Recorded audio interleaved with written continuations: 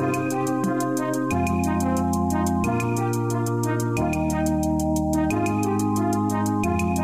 David Pakman Show at davidpakman.com.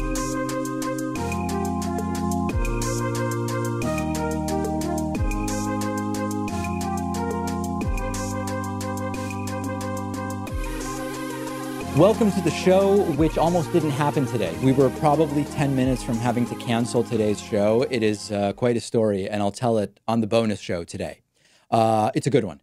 There are two concepts that I've been talking about, which really are necessary concepts to understand if we want to interpret and understand the Trump presidency. And these two concepts are the Overton window and creeping normality. And these are two terms that will help to shed light onto how we are all truly becoming numb to different degrees to Donald Trump's lawlessness. And there's a really good letter to the editor in the LA Times from over the weekend, which said that much like a victim of abuse who gets hit once and then twice and then 10 times, you start to become numb to that abuse. And in the same way, we all to some degree have become numb to Donald Trump's lawlessness, his ignoring of rules and regulations, his being a scofflaw, and most importantly, his suffering no consequences from it either. And the letter to the editor in the LA Times very astutely points out many of the examples of this, the abuses of power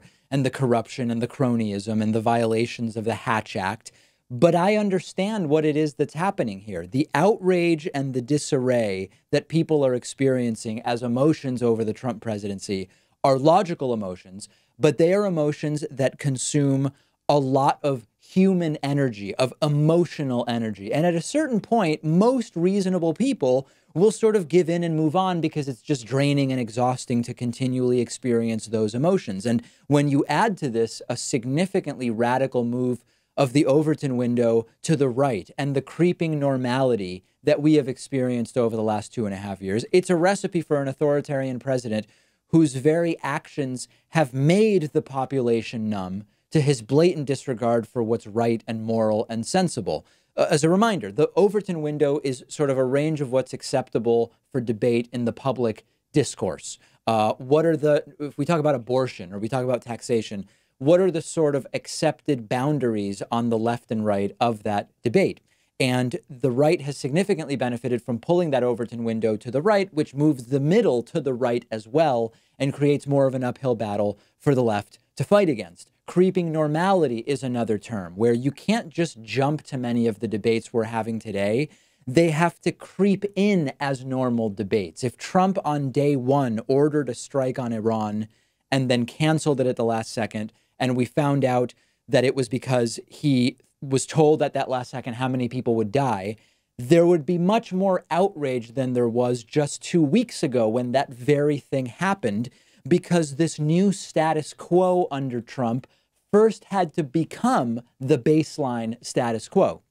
And it's really important to understand that normalization doesn't mean people start to think the things Trump is doing are okay. What's Trump doing is fine is not what creeping normalization means. It means that you sort of start white flagging it and throwing your arms up in the air and saying, this is all insane. I've got no power over any of this stuff. I'm going to go play a video game or watch a Netflix show, which is in a sense a sort of logically adaptive behavior for the individual health of individuals, although it's extremely unhealthy for our society to allow this creeping normalization of radical ideas to seep in. Now, I want you not to get me wrong. There are many Trumpists who do genuinely think everything that Trump is doing is okay. I'm not talking to them in this segment, okay?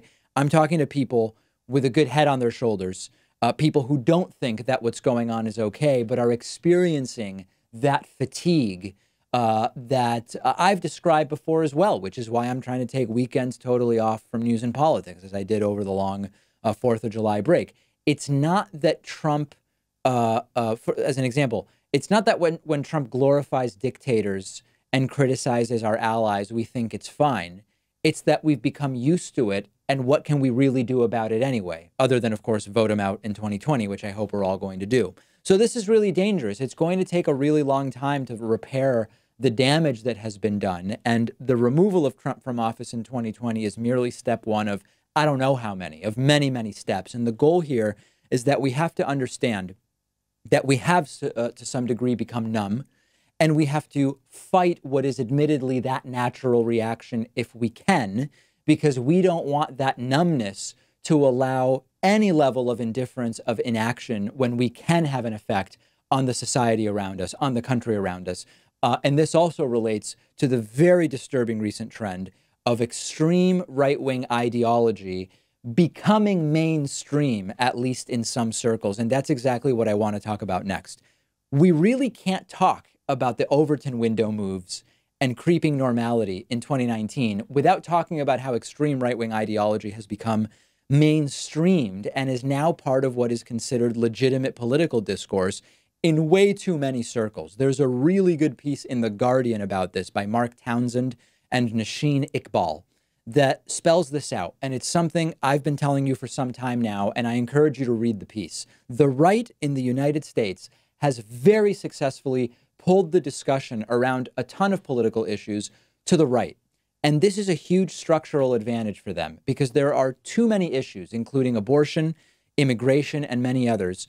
They are winning merely by pulling the discussion to the extreme right. The left has some wins on this in the United States. So over the last 2 to 3 years, we've seen the left insert more progressive ideas into the mainstream discussion about healthcare, for example. Everybody's talking now about Medicare for all and other single-payer systems. Doesn't mean we're necessarily about to get them, but the debate has been pulled to the left on healthcare successfully by the progressive movement.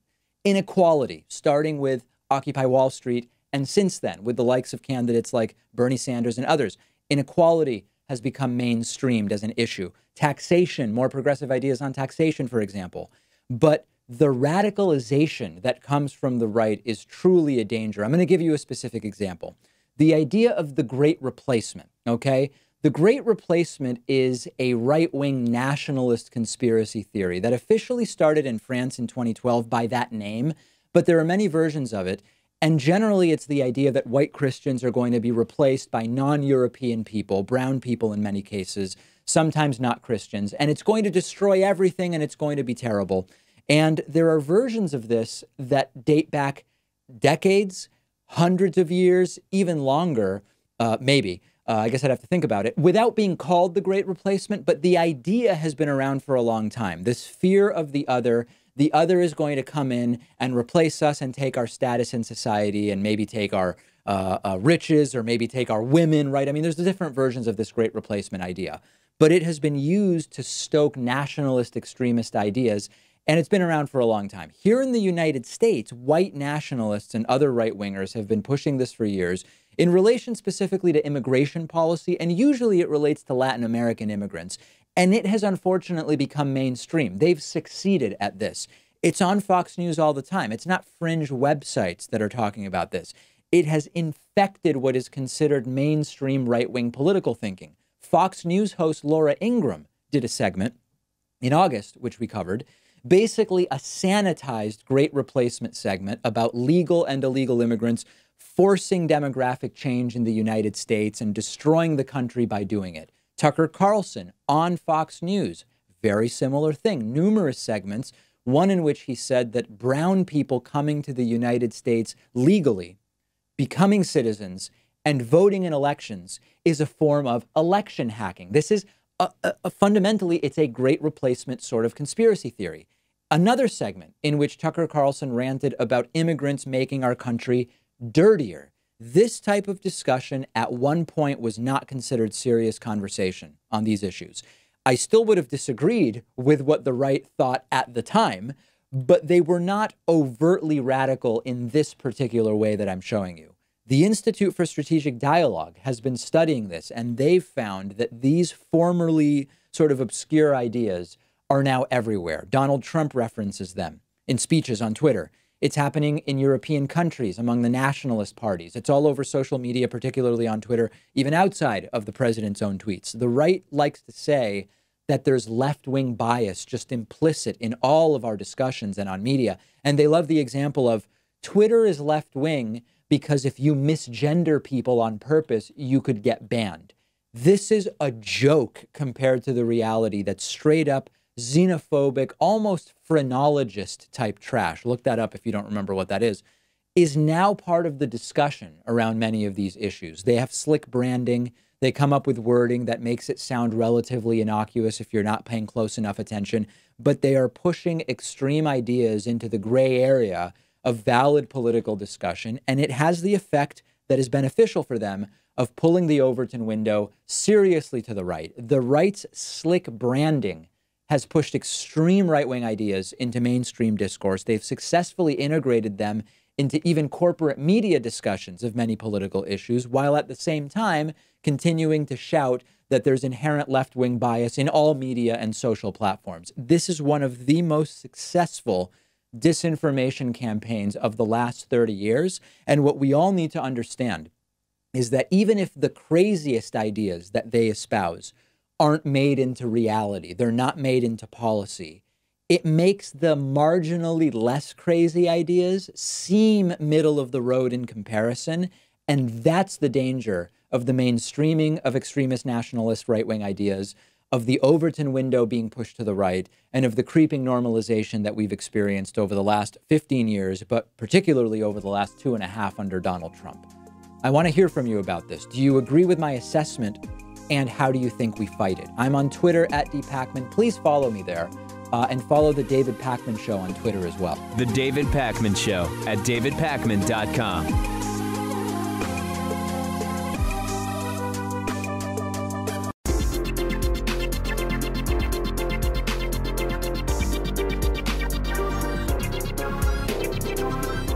The David Pakman Show at davidpakman.com. Okay, today's new members of the day are John Williams, Joe Trinkle. John Williams and Joe Trinkle, really appreciate both of your support. It is what we call a biannual disaster show on the David Pakman Show. Today's show almost didn't happen, and I'll explain why on the bonus show, which John and Joe, of course, have access to. Also want to say thanks to Paul Morgan. Paul is today's a longtime sustaining David Pakman Show member of the day who's been with us almost 5 years. Thank you so much to Paul, as well as John and Joe. Join them at joinpakman.com. Coupon code available but not mandatory, which will save you 40%.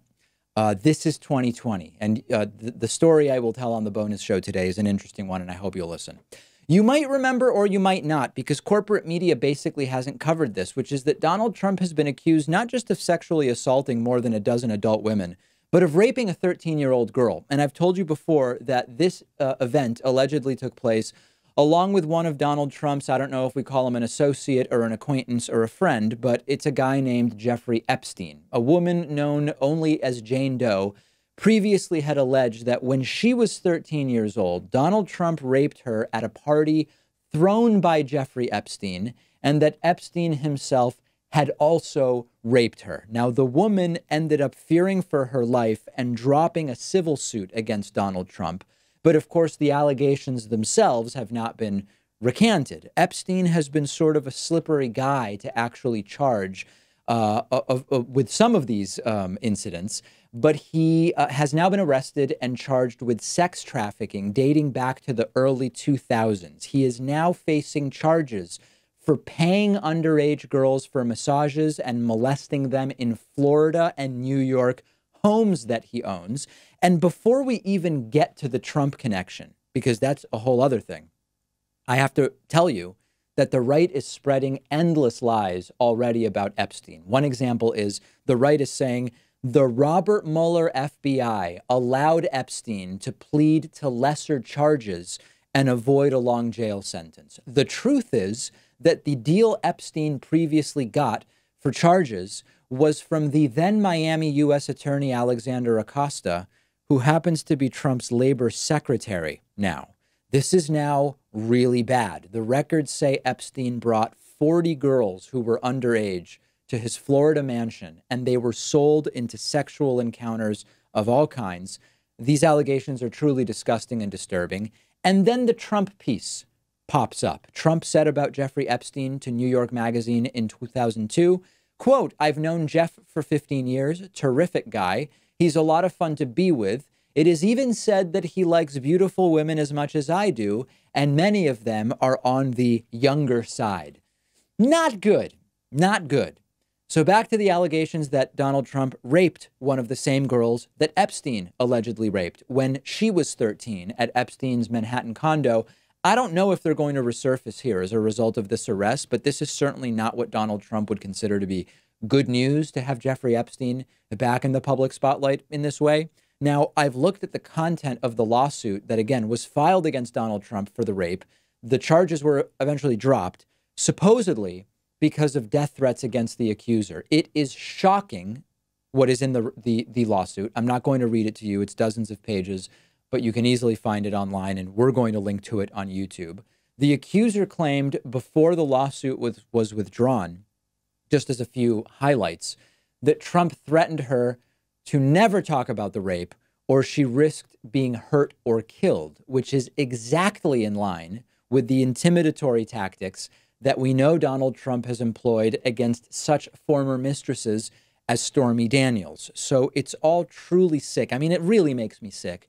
And much like with much of what's going on with Donald Trump, there may never be consequences, but with Epstein back in the news, we will see. And consider the number of conflicts that are involved here. Donald Trump is or was friends with Jeffrey Epstein. The old prosecutor from Miami is now Trump's labor secretary. Attorney General William Barr has recused himself from the entire Jeffrey Epstein case because his former law firm once represented Epstein. This is another reminder of the incestuous nature of power, influence, and wealth in this country.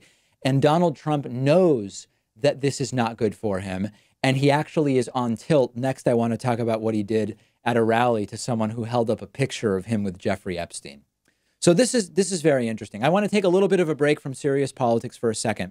And not that the alleged rape by Donald Trump of a 13-year-old along with Jeffrey Epstein is not serious. But I want to just take a step back and show you just an example of Donald Trump being the totally triggered snowflake that we know him to be at one of his own rallies. So as you know, just to very quickly sort of reset, Jeffrey Epstein has now been arrested on really serious child sex trafficking charges. As you also may know, there are longstanding allegations against Donald Trump and Epstein for raping the same 13-year-old girl at Epstein's Manhattan, New York City condo years ago.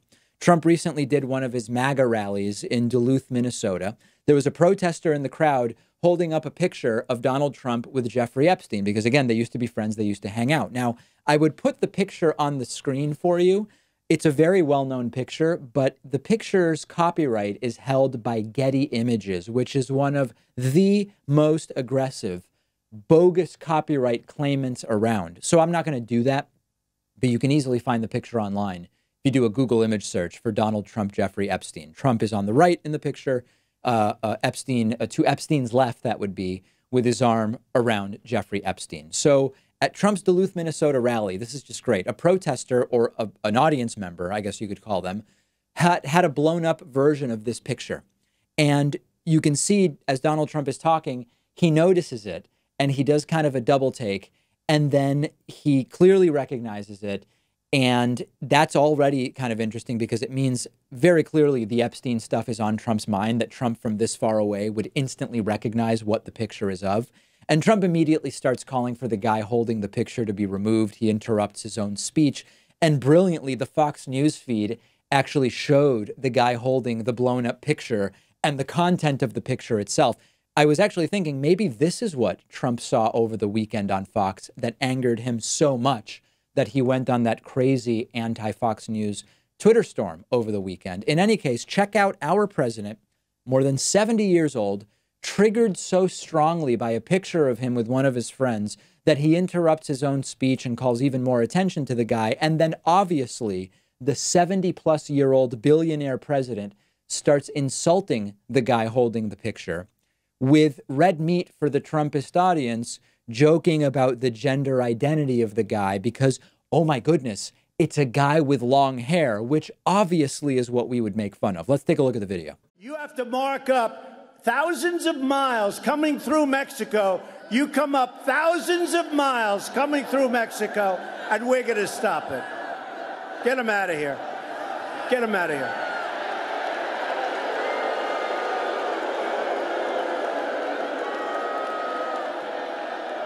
Go home to your mom, darling. Go home.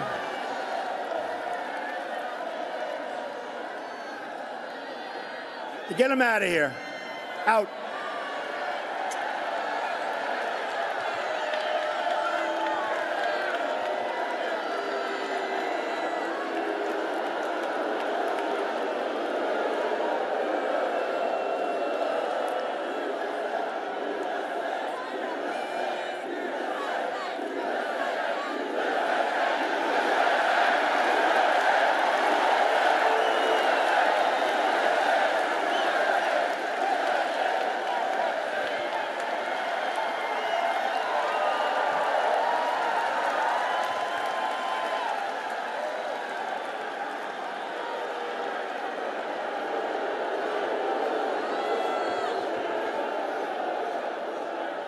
Was that a man or a woman? Because he needs a haircut more than I do. Couldn't tell. The chants of USA, USA are almost fitting in a sense. USA, USA, where our president is accused of rape and sexual assault 15 times, still becomes president, and then kicks out of his speeches anybody who calls attention to his friendly relationships with his co-alleged perpetrator, I guess we would call them. The crowd chants USA as a protester is ejected for holding up a picture of Trump with a man he allegedly conspired with to rape a 13-year-old. We don't have to read dystopian science fiction of hundreds of years from now or 50 years from now. I mean, this is the dystopia. Understand, this is how Trump takes back control with gender identity jokes. Trump is accused of raping a 13-year-old with his friend Jeffrey Epstein. Epstein gets arrested. The allegations are horrible. Someone in the audience has a picture of Trump with Epstein, and Trump gets the crowd back on his side. Instead of being concerned about the allegations, the crowd is riotous over Trump making fun of whether it's a boy or a girl, because, hey, they have long hair and long hair is for girls, and the crowd goes absolutely bonkers. How funny, right? A boy with long hair. It's like he's a girl in some way. The president of the United States making fun of men for having long hair, which is extra strange, by the way, considering Donald Trump looks just like his own mother. And that's not, I mean, it's not a joke. Trump looks just like his own mother. I'm not sure if you've seen pictures. But who cares? This is what the guy in the glass house is choosing to throw stones about. He's accused of raping a child, and someone holds up a picture, and this is how the president behaves. The world is laughing. The world is laughing, and it is going to take years, if not a decade, once Trump finally is gone, to rebuild the relationships that he has embarrassingly destroyed. Make sure you're following me on Instagram at david.pacman, where you can ask me questions about this or any other stories from today's show. Follow the show on Instagram as well, at David Pacman Show. The David Pacman Show at davidpacman.com.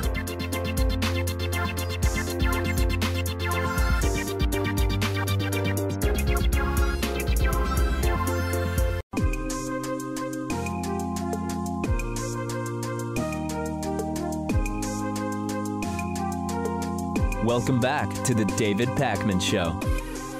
It's great to welcome to the program today Neil Irwin, who's the author of How to Win in a Winner-Take-All World, a new book about navigating a successful career in the modern economy. He's also a senior economic correspondent at the New York Times. Neil, so great to have you on today. Thanks for having me, David. So I think that in the last 6 to 12 months of the political cycle, increasingly discussions about work are related to, number one, coming technological unemployment and what jobs that will destroy versus what jobs it will create, questions of minimum wage, some broader questions about the relationships of humans to work. But let's step back from that a little bit. I mean, if we look at the last 50 years and the idea of working for a company for an entire career, pensions, which are increasingly not available to more and more workers, how has the landscape kind of changed about the relationship of people to their jobs in the United States? Yeah, I think what it means to have a job has really shifted underneath our feet over the last 30, 40 years, as you say. And I think the important thing is to understand those changes and understand what that implies for how you navigate your own career. So what I did with this book is I tried to go around to these big companies that are dominant in the modern economy and asked, okay, what does it take to succeed and thrive in this organization? And then what does it take to have a long and durable career? We can talk more about some of the lessons I learned, but I think you're fundamentally right. I think when in a world where employers are not going to be loyal to you necessarily, you can't count on that job you have being the same job 5 or 10 years from now. I think the important thing is having kind of reciprocity and having a sense of honesty that a career is a series of changes, a series of steps. It's more like a series of hookups than it is like a long-term marriage.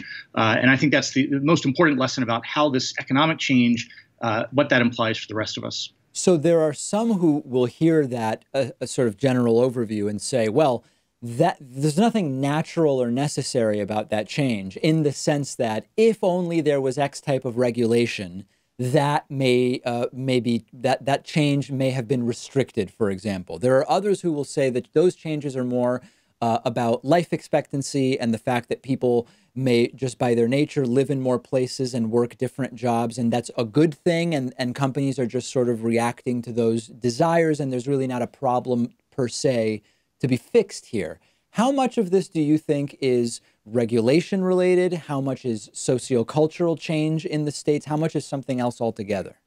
So I think there's two pieces of it, as you suggest, and part of this is choices we've made through the political system and as a society that don't have to be made this way, right? Unions have become less powerful. There's been kind of shift. The entire gig economy rests on the legal interpretation of independent contractor law, and companies are able to kind of outsource things because the law allows them to.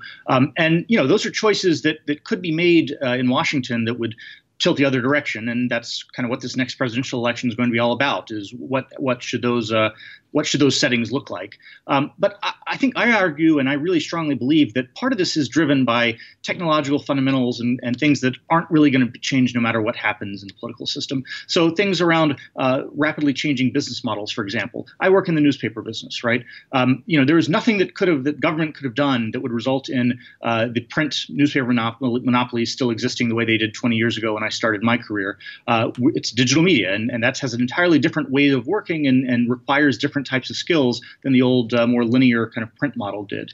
In every industry, you see changes like that: retail, finance, certainly any element of technology. And I think we'd be foolish if we don't acknowledge that those changes are driven by really powerful fundamental forces and learn how to adapt and respond accordingly. Yeah, I mean, so thinking about those forces, in preparation for our interview, I read some opinion pieces which suggested that actually there's certainly going to be significantly different outcomes in one's career based on the industry in which they work. I mean, there are industries that go under or are significantly reduced in size, and that in those cases, there may be factors bigger than one's own sort of education and kind of actions and personality.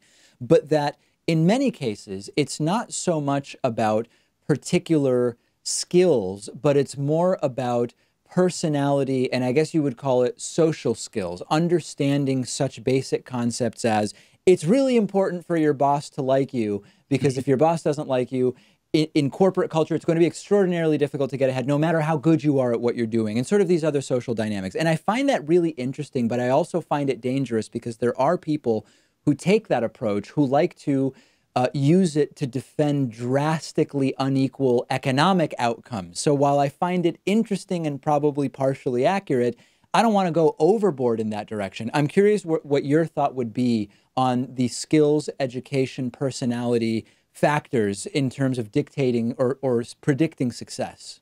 Yeah, so I have a concept I kind of develop in this book of something called a glue person. And what we see in the big technologically sophisticated companies that are the superstar firms that are the real winners in this winner-take-all economy, they have team-based work and pull together people on teams with very different technical skills. So, you might have a software engineer working with, a finance person, working with a, user interface person, working with a strategy person. And you need all of those skills to come together to create a great product.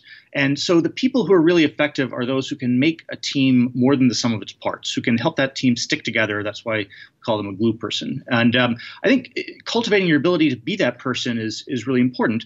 And to the personality piece, it doesn't come naturally to everybody. It is something a lot of us have to work on. But learning how to communicate and collaborate with people who have a different kind of technical background than yourself is just a really, really important thing. And I think is really a crucial thing to being the kind of worker who's really valuable and needed in these types of organizations that are really the future and the present of the economy. When it comes to technological automation, and there has been so much written about the degree to which this is going to be a problem, and specifically in which industries or types of industries is this going to be a problem, how much is it being discussed now within the corporations you interviewed people and talked to for your book? Yeah, I think it's the predominant shift that's going on, and I think the real question is, is automation, AI, machine learning, all these things, all these technologies that are potentially enabling lots of different jobs to go away. I think for most of us, the thing to do is ask, okay, how can I be the driver of that change, the person who is creating those algorithms, creating those new ways of working, and not a victim of it. And it's a scary thing to think that a computer might be able to do my job in 10 years. But if I'm the one trying to figure out how to create the algorithms, create the software that can do that job, I can have a long and viable career. It's certainly scary, but I think there's always been productivity, there's always been technological change. The question is, can you become the driver of it rather than the victim? Yeah, I'm currently in the middle of reading the book Life 3.0 by Max Tegmark, which is mostly about artificial intelligence, but it does address issues of technological automation more broadly. And one idea he had, and it may have been him quoting someone else, I don't remember offhand, was the idea that the jobs that are going to persist and remain through automation are likely to be the ones that operate in subjective spaces rather than objective spaces. Jobs where, for example, personality does play an important role, or jobs that are more related to subjective advice rather than objective analyses of data, so to speak, that type of thing.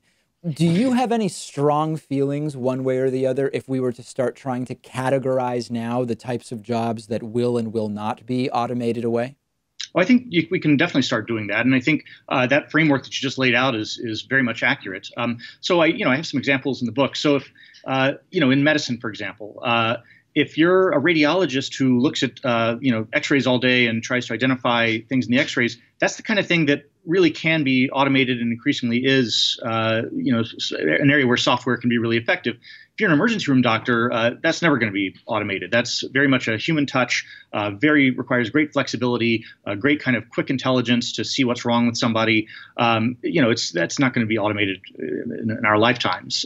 In the law and the legal business, right? If you're reviewing contracts all day, if you're a lawyer just reviewing contracts for possible problems, that's the kind of thing that software is getting better and better at.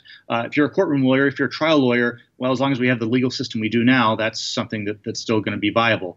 So I think, there's basically two choices. One was what I was saying a moment ago about being the driver of technological change in your industry, being the radiologist who helps make that software work. The other approach is choose one of those jobs, choose one of those paths that's going to be very hard for computers to catch up to humans. Is this something that should already be figuring into the majors that students in college are selecting? To me, it's less about what your major is in college. It's more about what you do while you're in college. I think the key thing I've learned over and over is the importance of adaptability and the cultivating an ability to try different things, stretch outside your comfort zone. And I've truly come to believe that adaptability is not just a trait you're either born with or not. It's something that you can cultivate in yourself. And the way you do it is by pushing yourself in new directions. And the best time to do that is when you're either in college, grad school, early career jobs, where the stakes are relatively low. And if you fall on your face, it's not as big a deal. So what that means is whatever your core major, your core subject is, stretch yourself into some areas completely different from that. So if you're a literature, English kind of words person, take a couple of hard computer science classes, try a language that doesn't come naturally to you. If you're more of a math person, a numbers person, maybe write for the student paper or go out for a play in college.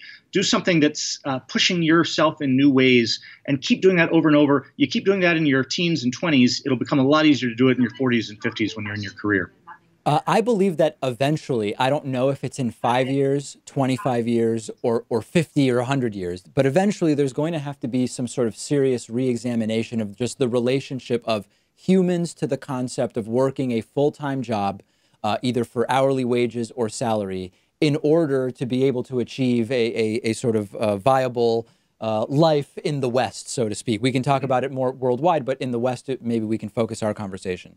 Do you agree that that reexamination is going to have to take place? If so, when do you think it's going to have to happen? And but maybe most interestingly, are any big corporations thinking about that at this point in time? So I do think we have to kind of reopen these questions. Famously back in the 1930s, John Maynard Keynes thought that by this time we'd only be working, 3-hour work weeks or something like that. Didn't quite go that direction. So I in the last chapter of the book, I tried to kind of reflect on what I'd learned about having a thriving, good career. And I did some math, and the math is this. So if you start working at age 22 after college, if you retire at 65, if you sleep 8 hours a night, if you do the math, it works out to about 250,000 hours you have to work with over the course of your kind of prime working years. Those are your waking hours. And look, that's the hardest constraint of them all. And we all have trade-offs to engage in between our jobs, our hobbies and pursuits, and our families and kind of home life. And I'm not trying to be prescriptive about how to juggle those trade-offs.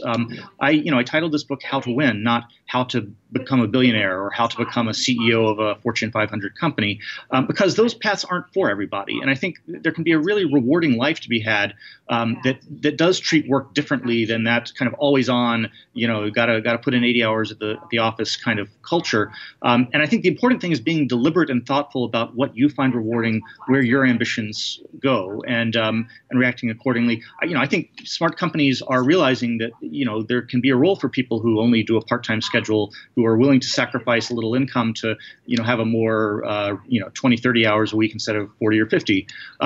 But I think as time goes on, I think more companies are going to realize that they need that ability to adapt with people's desires and kind of work-life trade-offs.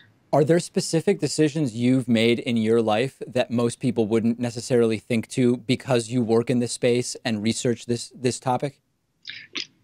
Yeah, I think pardon me. I think the biggest thing that I've really kind of internalized is an idea that is actually from Reid Hoffman, who is the founder of LinkedIn.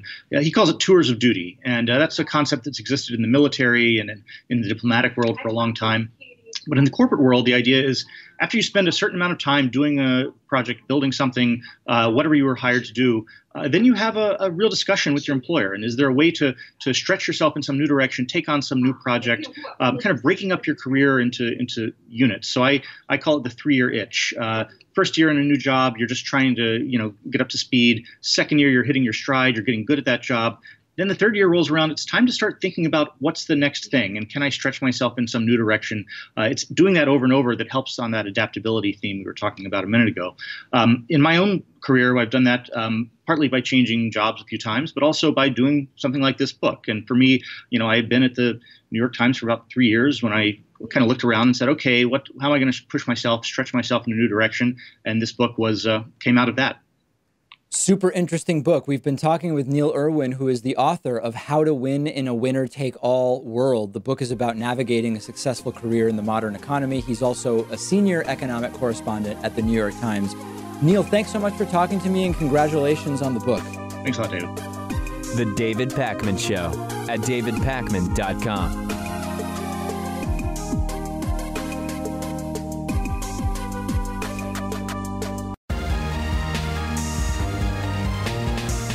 The David Pakman Show at davidpakman.com. Okay, some pretty big news in the last 24 hours. The governor of New York, Andrew Cuomo, has signed a bill which would allow the release of Donald Trump's state tax returns from the state of New York, specifically to 1 or up to 3 different congressional committees. Now, there are some people who think this is the biggest deal in the world. There are Trumpists who are saying this is nothing. And the truth is that it's potentially a moderately big deal. Remember, this is not Donald Trump's federal taxes. This is his New York state taxes. Andrew Cuomo signed a bill yesterday which would allow 3 congressional committees access to Trump's state tax returns from New York for a, quote, specified and legitimate legislative purpose. So now the 3 committees, if they want to request Trump's New York state tax returns on this basis, are going to have to demonstrate what is the specific legitimate legislative purpose for obtaining Donald Trump's tax returns. The 3 committees are the House Ways and Means Committee, the Senate Finance Committee, and the Joint Committee on Taxation, which includes members of both the House and Senate. So, number one, there's still a very long way to go here. Can they actually demonstrate a specific and legitimate legislative purpose? Number two, can Donald Trump or any other agency or department challenge this in total, like challenge the law in total, or specifically challenge a request on the basis of that particular request not being not demonstrating a specific and legitimate legislative purpose? Number three, would the New York state tax return, if we were to see it, give us all or most of the same information as Trump's federal tax return? The answer to that is we wouldn't get everything from a New York state return that we would from a federal tax return, but we would get most of it. And I am interested in this, and I want to see Donald Trump's taxes. But this is one of those things where it's really important for the left to manage expectations. Should Donald Trump have released his tax returns from the beginning? Absolutely. Do we want to see Donald Trump's tax returns at this point in time, even this late in the game? Absolutely, we do. Are Trump's tax returns likely to reveal anything that would be a blockbuster in terms of either exposing criminality or affecting Donald Trump's reelection? It's not likely. It's just not likely. It could expose that Donald Trump is not as rich as he says, but his followers don't care. They'll find excuses. It might expose that Donald Trump pays very little in taxes, but his followers will say that makes him smart. That's the benefit of being in the Republican Party that wants taxes lower, lower, lower, no matter what the consequences, that if you find a way not to pay taxes, as Donald Trump may have successfully done for a long time, or pay very little in taxes, that's seen as a feature, not a bug, by the people you're trying to get to vote for you. And then lastly, Richard Neal, my old congressman from Massachusetts, who's the person who has to request the tax returns, so far has said he's not going to request them under this new law, that he's going to, I guess, keep working on getting the federal tax returns through some other means or something like that.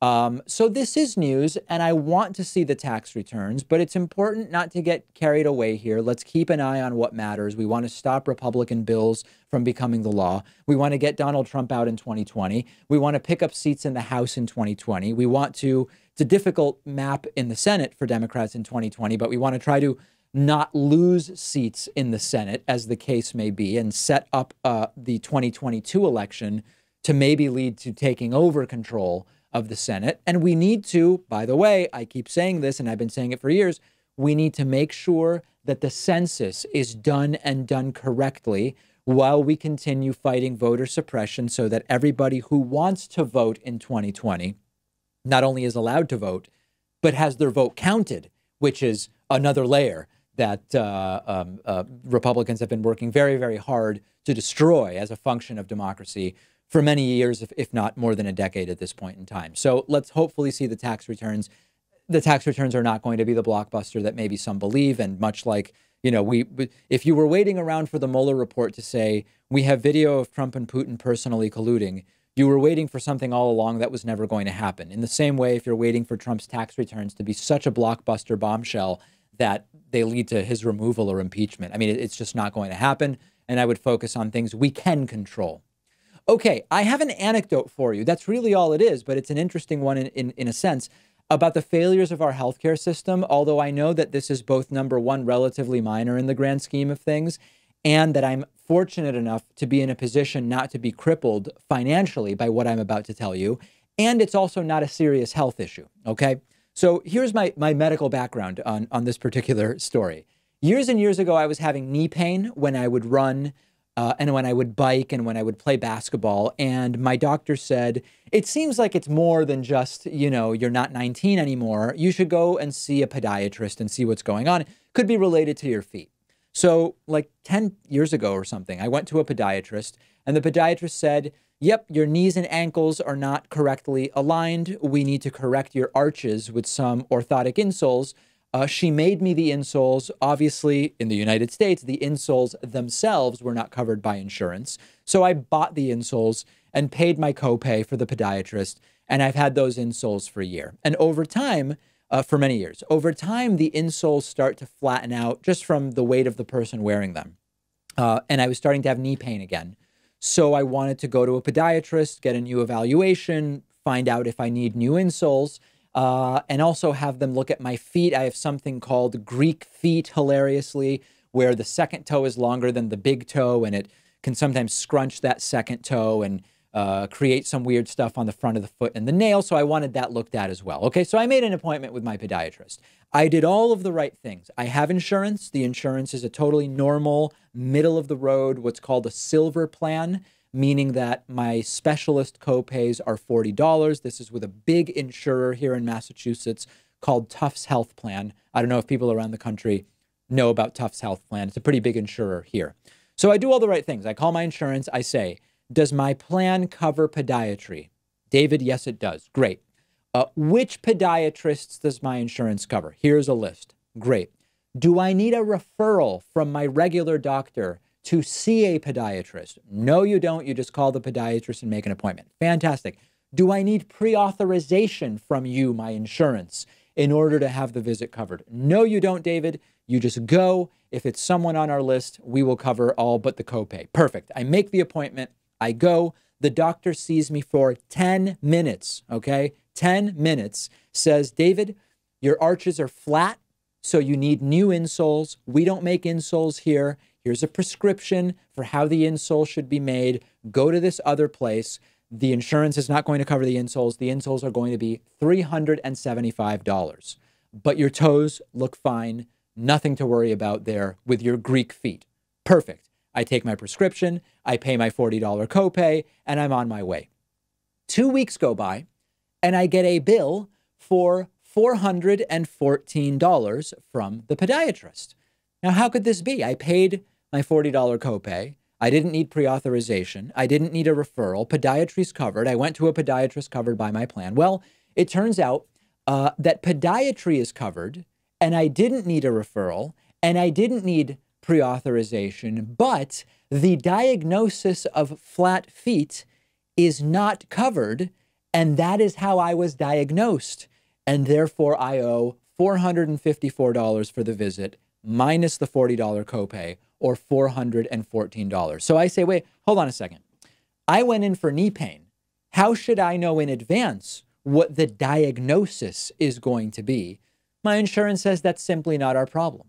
So anyway, I was able to speak to someone who said, what you should do is call the doctor and ask if this is definitely, wink, wink, the right diagnosis. Now, of course, someone at Tufts Health Plan can't say, David, let me help you commit insurance fraud. Call the doctor and ask for a different diagnosis so that we will cover it. Obviously, they can't do that. But I'm reading between the lines and they say, this is the system we have. I would call the doctor's office and explain the situation. So I call the doctor's office and I explain, and they say, oh, we're going to get someone to talk to the doctor. Maybe the doctor can rebuild this some other way, maybe focusing on the Greek feet part or some other diagnosis other than flat feet. So at this point, again, fortunately, this is more a curiosity for me.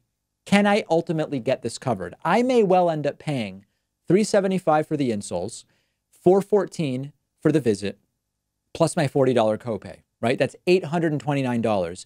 In addition to my monthly insurance premium of $425 a month to get insoles, okay?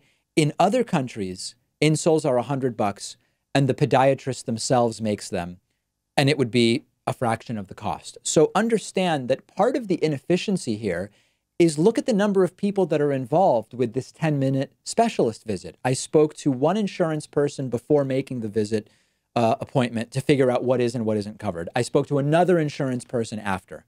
I saw the doctor. I was then checked out at the office by someone in the billing department to pay for my copay.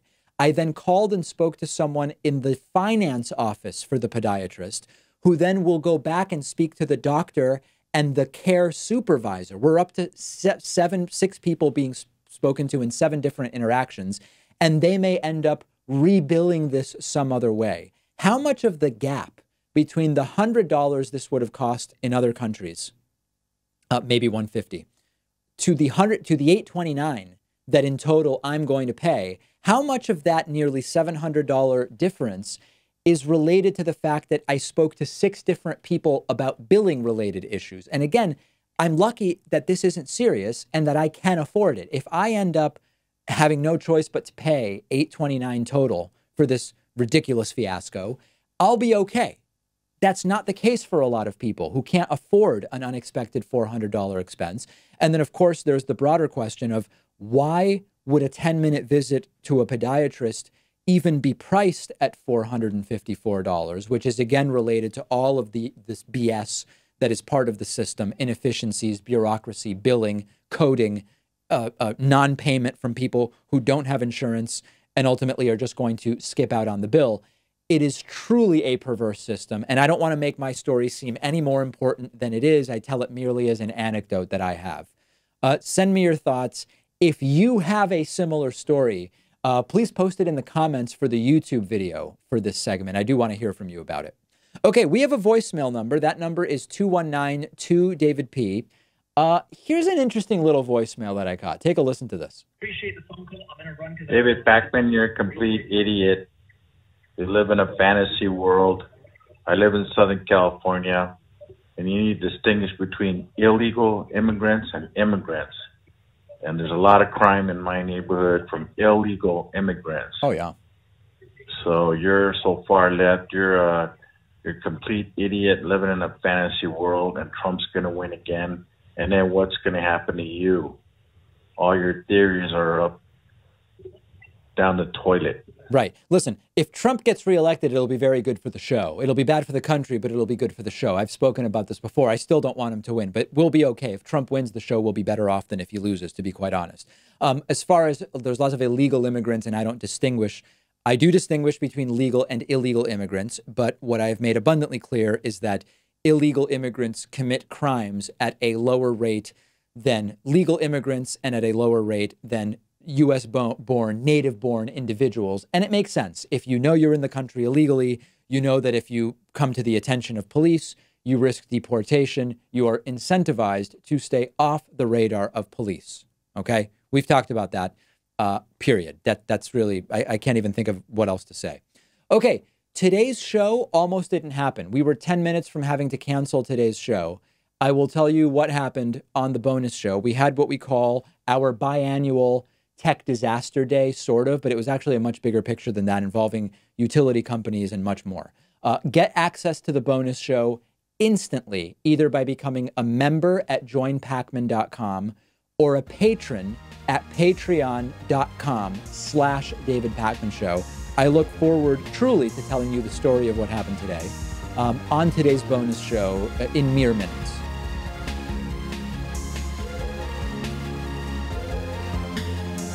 The David Pakman Show at davidpakman.com.